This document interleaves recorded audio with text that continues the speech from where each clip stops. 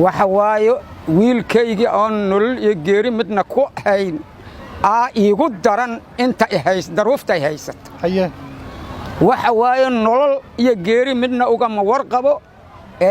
لبن مولا دلة تواد دوجي وكسفري أسيقا كما سفرين هرتيدو يالله haye مرولبا haye وحوايو سيان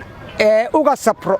يالو أساسي سقطا يقول تنبيس صح waxaan doonayaa wiilkay iga maqan 23 sano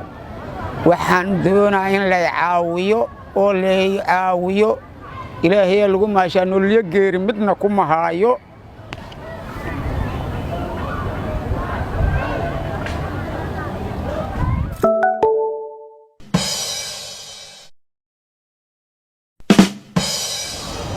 kulanti wacan salaamullaahi calaykum saaxiibayaal meel kastoo aad joogtaan ku soo dhawaada barnaamijkeena Ilintir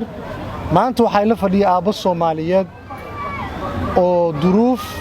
aawadeed soo mutaystay isla markaana ii sheegay in dhibaato ay haysto intaan u gudbin sheekada aabbaha waxaan jeclaan lahayn marka hore iyo xanuunkiisa iyo murugada uu dareemayo waxaan jeclaan lahaa marka hore saaxiibayaal in aan soo dhaweyn aabba soo dhawo magacaaga marka hore Muxudiin Abuukar Fiidow Muxudiin Abuukar Fiidow aab meeqa sano jirtaa waxaan jiraa 70 sano 70 jir ataa ma sha Allah 70 sano intaan u gudbin sheekada dhibka ku haysto meeqa caruura ku joogto ogaantu waxa ninkan waxa waaye ninkan wax maya adiga meeqa caruura ku joogto waxa ii joogta ilaahay u joogaane siyeed gabdhood iyo hal wiilo muluqa wiil yar oo anugaas ninkaas haduu baxa kadib dhash oo yariyahay marka waa ila soo xiriirtay gabdhahaaga iyo wiilashaada muddo isoo raadinayay duruufta ugu badan ee ku haysato aabba maxay tahay waxa waayo wiilkaygi oo nolol iyo geeri midna ku hayn iigu daran inta ihays daruufta ihaysat haye waxa waayo nolol iyo geeri midna uga warqabo laba nimo la dhalata waa duugay waa ka safray asiga kama safrin hortaydo yaalla haye mar walba haye waxa waayo siyaan uga safro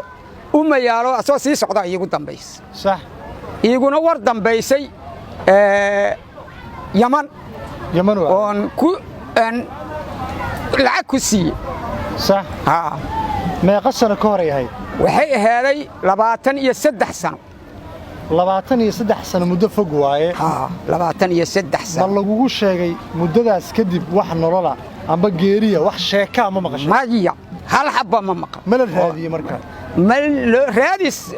wax uun adiga ma aragtay taahtaah oon dad haybina waa jira laakiin wax noo sheega wax ma aragtay si sax looma goobin si sax wax loo waa yahay wiilasha aad dhashay iyo gabdhaha kale iyo familka baad goob ma ku sameeyeen oo sheekatiisa ay maqleen ma kaaga sheekeeyeen maya wax sheeka hoy iiga sheekeeyeen mare haye waxa waaye baadi goob waa la baadi gooba waxa ka maqan waa la baadi gooba laakiin wax hadda yaan hoy haystaan mare xaqiiq ma lahan xaqiiq ma waa gartay waa tahay marka wiilkaaga wax lagu aqoonsan karo oo hayso ma jiraan amba sawir amba wax kale oo muuqaal maya sawir kama haayo sawirkiisa sawirihiisa way iga dhumeen haye way iga dhumeen sawirihiisa waxay iga dhumeen qaxi iga dhumeen waa gartay calaamado la aqoonsan karo uu lahay ma jiraan waa jiraan haye wuxuu ku lahay labadan meelood oo wuxuu ku leeyahay mid siiba mide kondolaariye oo ku leeyahay maxaa kala jeedaa kondolaari waxa waaye meel oo haar horeysatay meel hadda kor dhaawac gaar ah dhaawac gaar ah oo qoorta ku leeyahay oo laba meelood waliba ah waa gartay oo dhinaca waa gartay waayo wiilkaas markaad aan nooga sheekeynayso wax caruura oo dhalay ma jiraan wax caruura oo dhalay haday jiraan anka ma hayno ma arag maya intii oo aad taqiinay oo kula joogay maya ma guursaday ma guursaday wuuna ka maqan waana ka maqan markii uu baxay da ahaan meeqa jir waa adiga ugu badi 16 meelahaas oo marka hadda waa nin weyn waa waa gartay marka aabe dadka Soomaaliyeed ee ku daawanaya ee muuqaalkan daawanaya 35 sanad ka badan dad la helay alxamdulillah laakiin haddii ilaahay uu noo sahlayo dadka muuqaalkan daawanaya ee Soomaaliyeed ee maanta aad dhaqaale uga baahneen oo garab kaliya aad uga baahan tahay maxaa dhiilay dadka Soomaaliyeed ee daawaya waxaan dhiilahay wiilkayga haday ay maqlaayo ambasa arkaayo inuu si naxariis leh oo iigu soo hagmo magaciis Saciid Muxudiin Abuukar Alay Saciid Muxudiin Abuukar waayahay dadka Soomaaliyeed waxaan ka codsanaa inay ku sheer gareeyaan muuqaalka meel badan ay ku gaarsiiyaan kuna la gareeyaan haddaan u soo laabana adiga telephone number aan leedahay oo lagala soo xiriiri karo oo laga helaayo oo WhatsApp leh ma helayaa anu gaana gabartaydu dhashay wiilkaana gabadhaadu dhashay gabartayda dhashay bas lambarkiisa ma ku qori karnaa shaashada si loola soo xiriiro wax walba igu qori kartaa waa lambarka wiilkaaga waxa waayo wiilkayga oo nolol iyo geeri midna ku hayn iigu daran inta daruufta ay haysato haye waxa waayo nolol iyo geeri midna uga ma warqabo